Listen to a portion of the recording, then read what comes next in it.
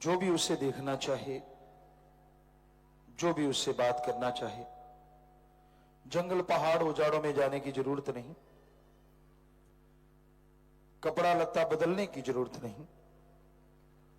जिस धर्म मजहब में आप रहते हैं उस धर्म को मानो, दिखावा कम करो, मानो ज्यादा।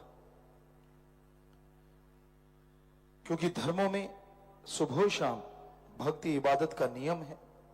धर्मों में ठगी, बेईमानी, भ्रष्टाचार, किसी का दिल दुखाने से रोका गया है।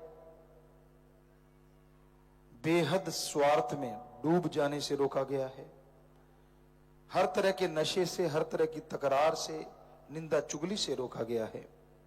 तो अगर आप अपने अपने धर्म को मानते हुए मालिक का नाम जपते हैं, उसकी भक्ति इबादत करते हैं सच्ची भावना से, श्रद्धा से, तो हम आपको गारंटी देते हैं वो आपके अंदर से और बाहर से नजारे जरूर दिखाएगा। आदमी को रोक सकते हैं, भगवान को कोई रोक नहीं सकता। तो वो तो हर जगह है। जो कोई सच्ची भावना से, सच्ची तड़प से पुकारता है तो वो जरूर नजारे दिखाता है, जरूर नजर आता है। पर उसके लिए समय तो आपको देना पड़ेगा। आप डिग्रियां, डिप्लोमे करते हैं, जिंदगी के 20-25 साल लगा देते हैं।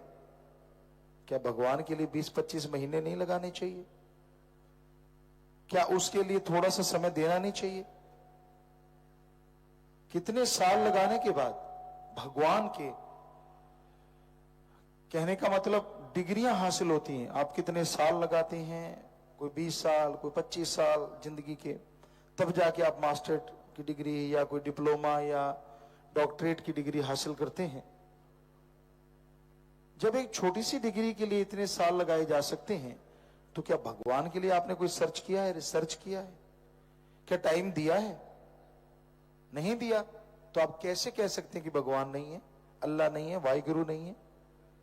अरे उसके लिए समय दीजिए, पूरी लगन से दीजिए। जिस तरह बच्चे जितनी लगन से पढ़ते हैं वो वैसे ही डिग्रियां हासिल करते। कोई फर्स्ट डिवीजन, कोई मेरिट हासिल करता है। तो यहां तो मेरिट के बिना तो बात बनती नहीं। कहने का मतलब भगवान के लिए इतनी लगन होनी चाहिए जितना पढ़ाई में आप मेरिट के लिए करते हैं, उसी तरह के अंदर से एक तड़प, एक लगन, एक व्याकुलता ईश्वर के लिए होगी। तो घंटा सुबह शाम आप 2 महीने उसकी भक्ति इबादत करके देख लो, यकीनन आपके अंदर चेंजेस आएंगे, आपके दिलो दिमाग में सुकून आएगा और मालिक की झलक नजर आने लग जाएगी। घंटा सुबह शाम से मतलब 2 महीने, अगर 5 दिन और रात बनेंगे, अगर घंटों को कैलकुलेट किया जाए, तो कितना भी आप पढ़ लिख जाते हैं, कितने भी समझदार बन जाते हैं, लेकिन हर कार्य के लिए समय जरूरी है। समझ उम्र के साथ भी आती है, तजुर्बे से भी आती है और सीखने से भी आती है। एकदम से किसी को समझ नहीं आती। जन्म से तो बच्चा ना समझ होता है लगभग, पर फिर जैसे जैसे माँ बाप, बहन भाई, माँ जो पहला गुरु है, उस्ताद है, टीचर है, उसकी शिक्षा पे चलता है, उसके साए में रहता है, तो समझदार बनता चला जाता है। तो उसी तरह फकीर तो एक टीचर होते हैं। वो जीवों को बताते हैं, वो अपनी वाह वाह नहीं, भगवान अल्लाह वाहिगुरु की वाह वाह करते हैं कि सब कुछ करने वाला तो वो है, हम तो खाकसार हैं, चौकीदार हैं। फकीर जिस रात को चौकीदार आवाज देता है, जागते रहो, होशियार रहो, कहीं भी लगा कि कोई दूसरा गैर आदमी आ गया तो ज्यादा डंडा मारता है कि भाई आप होशियार हो जाएं, जाग जाएं। तो उसी तरह एक फकीर चौकीदार होता है, वो दिन को भी आवाज देता रहता है कि होशियार हो जाओ, जाग जाओ भाई, काम वासना, क्रोध, लोभ, मोह, अहंकार, मन, माया आपके श्वासों को लूट रहे हैं। कैसे रुका जा सकता है? राम का नाम जपो, अल्लाह वाहिगुरु गौड़ खुदा रब की भक्ति इबादत करो। अरे काम धंधा नहीं छोड़ना, ये आपको भरम है। कर्म जोगी और ज्ञान जोगी दोनों साथ साथ चलते हैं। दसनवां किर्त और वाहिगुरु का नाम, हक हलाल की रोजी रोटी और अल्लाह की इबादत, कलमा आता करो, गॉड्स प्रेयर और हार्ड वर्क करो। तो काम धंधा करते रहना है, लेकिन जीभा से, ख्यालों से मालिक का नाम लेते रहना है। आप जा रहे हैं पैदल, चलते जाइए, जीभा तो खाली है, ख्याल तो भगवान में जोड़ सकते हो तो उसमें करते जाइए। महापुरुषों ने लिखा है कि हाथ काम की तरफ, काम पंजाबी में एक किसी ने संत ने कहा, हथ कारवल ते ध्यान रब यारवल। मतलब हाथों से आप काम धंधा करते रहिए, शरीर से काम धंधा, और ख्याल जो अंदर के हैं वो अल्लाह वाहिगुरु राम से जोड़ के रखिए। बताइए इसमें आपने कौन सा काम छोड़ा? और भगवान को कपड़ों से कुछ लेना देना नहीं है। आपको जो पसंद, आप जैसा पहनना चाहते हैं वैसा पहनिए, मर्यादा में रहिए, बस इतना सा ख्याल रखिए। यकीनन उसको आपकी भावना से लेना देना है, आपकी भावना शुद्ध होनी चाहिए, दिखावे में कुछ रखा नहीं है। उदाहरण के तौर पे एक बाप के 2 बच्चे हैं और उस बाप को बड़ी प्यास लगी। वो अपने एक बच्चे को कहता है, बेटा मुझे पानी पिला दे।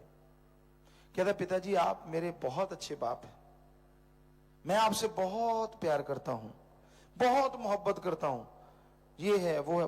बाप फिर दबी आवाज में कहता है, बेटा मेरे पानी चाहिए। वो फिर कहता, नहीं पिताजी मैं आपसे बहुत प्यार करता हूं, मैं आपको बहुत मोहब्बत करता हूं। दूसरा बेटा आता है, बाप तीसरी बार बोलता है, बेटा मुझे पानी चाहिए। बेटा आता है, आते ही मटके में से पानी का गिलास भरता है, आगे पिता को देता है, ले पिताजी पानी पी ले। वो कुछ नहीं कहता कि मैं तुझे प्यार करता हूं, मैं तुझे बहुत अच्छा, जैसा आप चाहते हो वैसा चलता हूं। आप खुद ही बताइए, अगर आप बाप हो, दोनों में से कौन सा बच्चा आपको अच्छा लगेगा? वो जो बातें किए जा रहा है या वो जिसने एक बार सुना कि पानी चाहिए और झट से पानी लाके आपको दे दिया? हमें लगता है जिसने आपको पानी लाके दे दिया। तो भगवान भी ऐसा ही है, बटरिंग करते रहो, मक्खनबाजी करते रहो, रत्ती फर्क नहीं पड़ता, भगवान अल्लाह वाहिगुरु है। हाँ, सच्ची भावना से तड़प के अपने घर में बीबी बच्चों में रह के भी याद करोगे, हम आपको गारंटी देते हैं वो वहीं आ जाएगा और वहीं कृपा दृष्टि से आपको लवरेज कर देगा, माला माल कर देगा। कुछ अलग करने की जरूरत नहीं है, ये तो फजूल की बातें हैं। तो प्यारी साथ संगत जियो, अमल आपने करना है, बताना हमारा फर्ज है, हमारी ड्यूटी है। आपको बोला कि चौकीदार की तरह हम तो आपको बताते रहते हैं, आप माने तो भला, ना माने हमने तो भला ही मांगना है आपके लिए। लेकिन अगर मानते हैं तो यकीनन भला होता है। कर्म जोगी बनते हैं तो आप अपनी तकदीर बदल सकते हैं, भगवान ने खुद मुख्तियार आपको बनाया है।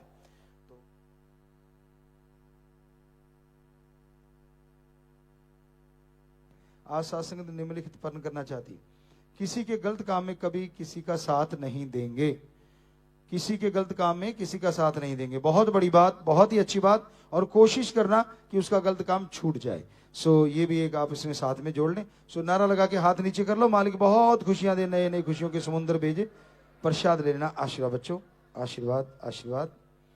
धन धन सतगुरु तेरा ही आशा। सभी साथ संगत जी से निवेदन है कि मेरा चैनल जरूर सब्सक्राइब करें जी।